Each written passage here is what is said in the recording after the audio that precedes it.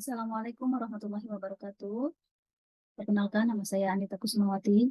Pada kesempatan kali ini, saya ingin memaparkan informasi terkait penelitian yang berjudul Indonesian and English Declarative Sentences, a Contrastive Analysis. Sebagai latar belakang, sering ditemui bahwa eh, siswa yang sedang belajar bahasa Inggris menemukan kesusahan atau kesulitan dalam membuat atau menerjemahkan kalimat bahasa Indonesia ke dalam bahasa Inggris karena memang ada beberapa perbedaan, kemungkinan ada beberapa perbedaan pun ada beberapa kesamaan dalam struktur kalimat pada kedua bahasa tersebut. Uh, karena setiap bahasa memiliki struktur kalimat atau elemen-elemen dan struktur bahasa tersendiri yang mungkin seperti judul tadi, ini adalah penelitian contrastive analysis. Jadi, memang penelitian ini berfokus pada analisis membandingkan elemen atau variabel pada kedua bahasa. Dalam konteks ini adalah bahasa Indonesia dan bahasa Inggris. Fokus contrastive analysis bisa berupa skop yang lebih umum ataupun yang lebih spesifik. Analisis kontrastif ini juga dapat memprediksi kira-kira kesalahan atau error ataupun tantangan yang dihadapi oleh siswa yang sedang belajar bahasa Inggris karena memang kita membandingkan kedua bahasa tersebut. Jadi ketika ditemukan ada perbedaan, kemungkinan perbedaan-perbedaan ini dapat interfere atau dapat menjadi tantangan untuk siswa yang sedang belajar bahasa asing tersebut. Oke, untuk lebih jauh, contrastive analysis dapat dilakukan pada level-level tertentu yang dibandingkan, seperti phonology aspek, morfologi, sintaks, leksis, dan lain sebagainya. Tujuan penelitian ini yaitu to analyze the differences and similarities between declarative sentences in Indonesian language and English language based on contrastive analysis study. Jadi kami akan mengulik perbedaan dan persamaan pada aspek declarative sentence atau kalimat deklaratif pada kedua bahasa tersebut. Adapun penelitian ini dilakukan untuk menjawab atau untuk mencari informasi research questions. Yang pertama adalah, are there any differences and similarities between Indonesian and English declarative sentences based on contrastive analysis? Apakah ada perbedaan dan persamaan? Karena kemungkinan ada perbedaan ataupun persamaan. Kemudian yang kedua, research question-nya adalah, what are the differences and similarities between Indonesian and English declarative sentences based on contrastive analysis? Jadi jika ditemukan perbedaan atau persamaan, apa saja perbedaan dan persamaan tersebut yang diharapkan memang nanti bisa menimbulkan atau memberi manfaat kepada siswa yang sedang belajar bahasa pada kedua bahasa ini, terutama mungkin yang sedang belajar bahasa Inggris di level pendidikan kita. Oke, untuk penelitian ini ada pembatasan atau limitation of study. The study is limited to the subject matter and analyzing declarative sentences between Indonesian and English language. The writer or researcher compares the pattern of declarative sentences in both languages. Jadi untuk limitasi penelitian dibatasi hanya pada level declarative sentences saja. Untuk melaksanakan penelitian ini, penulis atau peneliti memakai beberapa cara dalam research approach, mengadopsi dari Carl James dalam contrastive analysis steps-nya, yaitu ada dua, yaitu description and comparison, yang kemudian dari Robert Pardo, general procedures dan specific procedures, diikuti setiap tahapannya agar menghasilkan data yang memang mumpuni ketika menggunakan pendekatan contrastive analysis tersebut. Yang pertama dari Carl James, he explained, there is a general principle of executing contrastive analysis that involves two steps, description and comparisons, which are taken in that order. Jadi peneliti di sini akan mendeskripsikan atau menjabarkan declarative sentences dari kedua bahasa masing-masing, pertama dari bahasa Indonesia, yang kedua dari bahasa Inggris. Kemudian tahap selanjutnya adalah comparison, yaitu membandingkan dari deskripsi kedua bahasa tersebut. Kemudian dapat dengan kata lain, peneliti melakukan the steps and the methods in this research by providing description about the materials analyzed, yaitu descriptive sentences in both languages, and followed by comparing the descriptions. Nanti disajikan dalam bentuk tabel. Kemudian yang kedua yaitu approach yang kedua dari Robert Lado, that there are procedures in comparing two grammatical structures. Di sini peneliti mengadopsi atau mengikuti cara ini karena memang prosedur ini lebih spesifik in comparing two grammatical structures. Yang pertama ada general procedure, yang kedua ada specific procedures. Dalam general procedure, the analyzing of the foreign language and to compare it structure by structure with the native language. Jadi memang nanti dilakukan menganalisisnya, membandingkan betul-betul pattern atau struktur kalimat dari satu struktur tergantung klasifikasinya. Nanti kita akan bahas lebih lanjut. Yang kedua, specific procedures. Ini lebih detail, illustrate the procedure in greater detail. Ada 3 step, locate the structural description of the language involved, summarize in compact outline from all the structures, and actual comparison of the two languages structures, pattern by pattern. Oke, untuk penelitian ini ada findings and discussion. Setelah peneliti melakukan research dari beberapa literatur terkait informasi pada topik declarative sentences dalam bahasa Indonesia dan juga bahasa Inggris, maka ditemukan ada beberapa insight ya dari beberapa expert, dari beberapa ahli yang mungkin di sini ditampilkan patterns declarative sentences dalam 2 bahasa bisa dikategorikan, 1 transitive, transitive, intransitive, nominal, adjectival, prepositional, and numeral categories. Jadi ada 7 kategori ini, yang mana mereka memiliki pattern atau struktur kalimat-kalimat yang berbeda. Oke, ini kita dalam tahap the comparison, membandingkan the patterns of Indonesian and English declarative sentences. Bisa dilihat pada tabel di sini bahasa Indonesia, di sini bahasa Inggris. Ada yang memang sama, memiliki pattern sama, ada yang tidak ditemukan. Contohnya di sini range, berarti itu setelah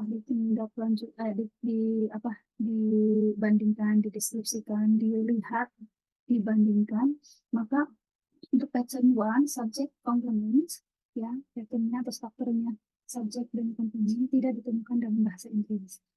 Untuk pattern-pattern yang lain di sini ada subjek, literature, table, misalnya ditemukan sama. Sebenarnya struktur kalimat di sini. Selanjutnya, the declarative sentences could be classified refers to the predicate as follows. Jadi ini ada pendekatan ini, yaitu dalam bahasa Indonesia dilihat predikatnya, ya. Predikatnya misalnya ini ada transitif, non-transitif, infleksi sensitif. Pada tabel yang pertama dan bahasa Indonesia dengan kedua bahasa Inggris sama-sama ditemukan. Subjek, predikat, objek, verbial atau adjektif. Ada juga di sini ada objek, complement objek. Di transitive sentence yang objeknya ada 2 juga ditemukan. Nah, untuk yang tidak ditemukan adalah ketika di nominal sentence ada subjek, langsung complement, subjek complement, yang berupa noun atau adjektif atau preposisi atau numeral. Di bahasa Inggris tidak ada. Memang di bahasa Inggris ternyata harus memiliki verb, bisa mungkin verb ataupun waktu tidak mengenai. Adapun ini juga seperti ini. Kemudian setelah dilakukan penelitian lebih detail melalui deskripsi, menyajikan deskripsi antara kedua bahasa Indonesia dan bahasa Inggris dalam pattern atau kalimat deklaratif, maka di sini ditemukan di sini dapat ditemukan jawaban dari research question. Mungkin yang pertama tadi kan are there, boleh saya kembali ke research question yang pertama. Are there any differences and similarities? Apakah ada perbedaan dan persamaan antara bahasa Indonesia deklaratif, kalimat deklaratif bahasa Indonesia dan bahasa Inggris? Maka setelah dilakukan penelitian, pengklasifikasian, deskripsi, dan pembandingan antara kedua bahasa itu, iya jawabannya ditemukan. The comparison of the pattern of declarative sentences in both languages above, itu sebelumnya, previously, shows there are differences and similarities among the patterns in the two languages. Jadi memang ada ditemukan. Nah, perbedaan dan persamaan ini dapat bisa jika kita menyadari atau mengetahui adanya perbedaan ini. Untuk lebih jauh, ketika kita belajar atau mungkin ada siswa yang sering belajar bahasa Inggris ya di konteks negara Indonesia pasti akan lebih mudah karena sudah mengetahui ada perbedaan-perbedaan tersebut ataupun persamaan tersebut.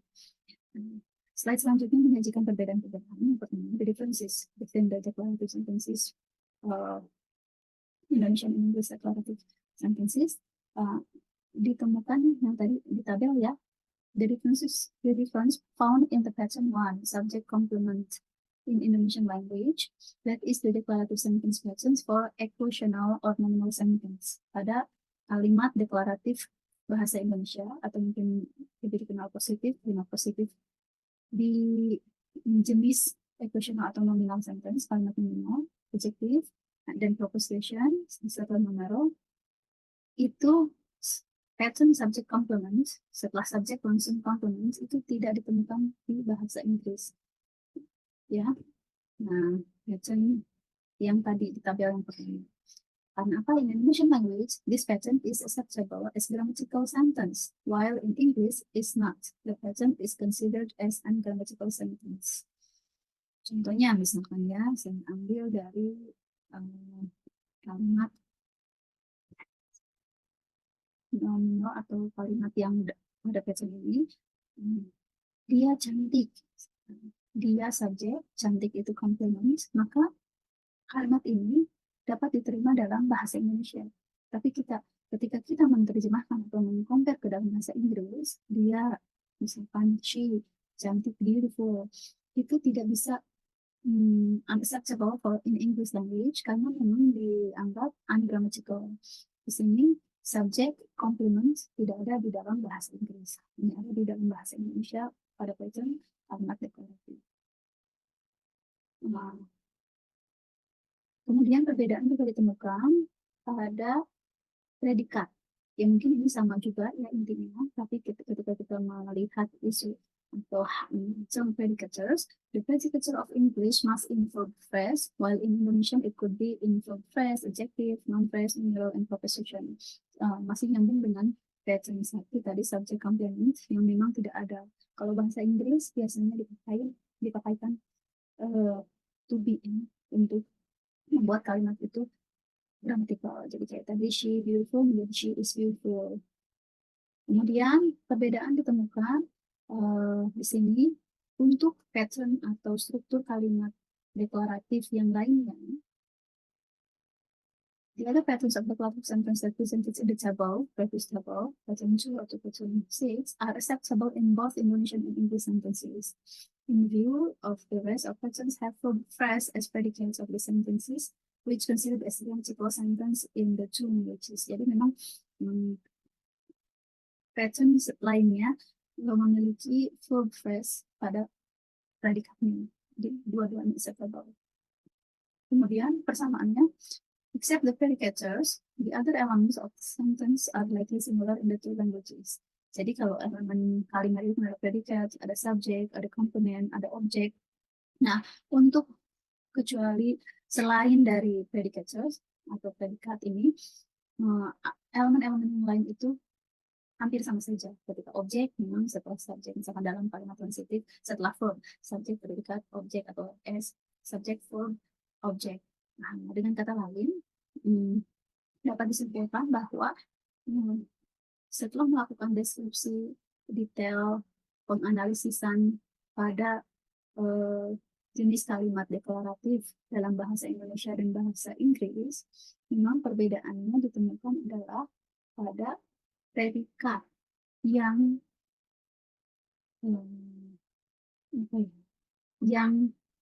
berbeda dalam kalimat bahasa Indonesia yang predikatnya langsung nominal, adjectival, prepositional, dan numeral atau subjek komponen tadi itu tidak diterima atau berbeda dengan bahasa Inggris.